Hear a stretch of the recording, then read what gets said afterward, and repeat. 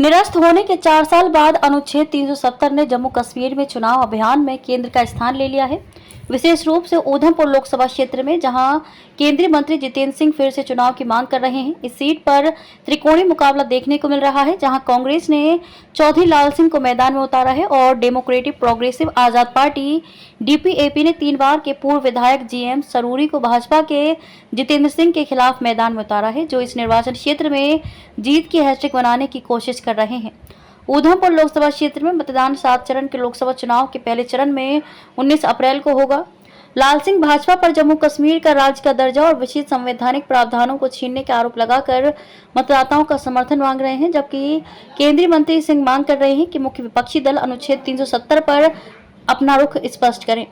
सरूरी के लिए प्रचार करते हुए डीपीएपी अध्यक्ष और जम्मू कश्मीर के पूर्व मुख्यमंत्री गुलाम नबी आजाद ने कई सार्वजनिक रैलियां की हैं और कहा कि उनकी पार्टी का एजेंडा जम्मू कश्मीर को राज्य का दर्जा बहाल करने की वकालत करना और भूमि और नौकरी के अधिकारों सहित सार्वजनिक मुद्दों को उठाना है। 12 अप्रैल को उधमपुर में प्रधानमंत्री नरेंद्र मोदी की रैली के साथ इस सीट पर चुनाव प्रचार चरम पर पहुंचने की उम्मीद है। कांग्रेस ने अगले दिन एक मेगा रैली की योजना बनाई है, जिसे प्रियंका गांधी वाड्रा और राज बब्बर द्वारा संबोधित किए जाने की संभावना है। भाजपा उम्मीदवार जितेंद्र सिंह ने कहा है कि कांग्रेस ने अभी तक अनुच्छेद 370 के मुद्दे पर अपना रुख स्पष्ट नहीं किया है।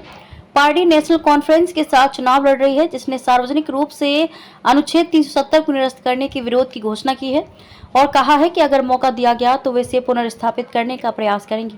कांग्रेस पार्टी को अनुच्छेद 370 पर अपना रुख स्पष्ट करना चाहिए। उन्हें कहना चाहिए अगर वे सत्ता में वापस आए तो अनुच्छेद 370 को बहाल करेंगे, अन्यथा वे इधर उधर भटक रहे हैं और उस मुद्दे से बच रहे हैं जिसके लिए वे जवाबदेह हैं। वरिष्ठ भाजपा नेता ने सोमवार को वोट मांगने के लिए एक गांव से दूसरे गांव जाते समय कहा। उन्होंने कहा कि हम कांग्रेस को खरगोश के साथ चलने और शिकारी कुत्तों के साथ शिकार करने की अनुमति नहीं देंगे। उन्होंने कहा कि ये प्रधानमंत्री नरेंद्र मोदी ही थे जिन्होंने वर्षों से लगातार कांग्रेस सरकार द्वारा किए गए चूक और कमीशन के कृत्यों को उजागर किया। प्रथम प्रधानमंत्री पंडित जवाहरलाल नेहरू केंद्रीय मंत्री ने दावा किया कि भले ही कांग्रेस नेतृत्व संविधान में अनुच्छेद 370 को एक अस्थायी प्रावधान के रूप में शामिल करने पर सहमत हो गया था, लेकिन समय के साथ वे अपनी प्रतिबद्धता को पूरा करने का साहस नहीं जुटा सके। अनुच्छेद 370 को रद्द करने और राज्य को 2 भागों में बांटने के अगस्त 2019 के फैसले पर भाजपा की नेतृत्व वाली सरकार के कांग्रेस की आलोचना का जवाब देते हुए उन्होंने जोर देकर कहा, ये पीएम मोदी ही थे जिनमें कांग्रेस द्वारा की गई भ्रांतियों और गलतियों को सुधारने के लिए दृढ़ विश्वास का साहस था।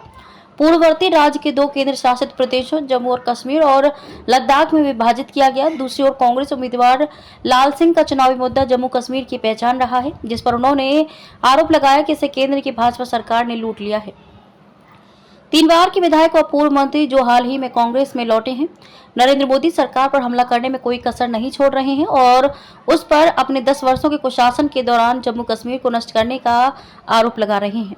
उन्होंने न केवल हमारा राज्य का दर्जा छीन लिया, बल्कि विशेष संवैधानिक प्रावधान और भूमि और नौकरियों पर हमारे विशेष अधिकार भी छीन लिए हैं। अब उन्हें सबक सिखाने का समय आ गया है।